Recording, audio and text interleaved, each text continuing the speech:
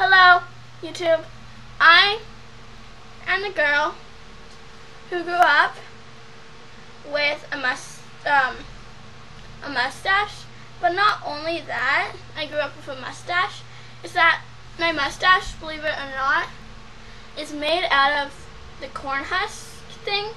It's off of the corn, like, stuff. The stuff that comes off corn when you husk it. And I'm just getting so tired of it because, you know, I don't really like having a mustache.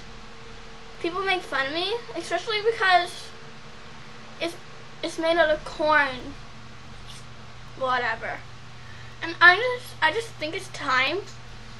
I just think it's time to get rid of it, okay? So I'm going to shave it off, or actually my sister will shave it off. Kaylee? Yeah. Can you come shave my mustache? Are you sure? Yeah. Alrighty. I'm sick and tired of it. Sick and tired. Sorry. Okay. With what? Use this pencil. Okay. Turn around.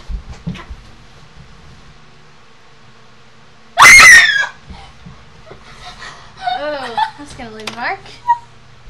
See ya. I miss my mustache.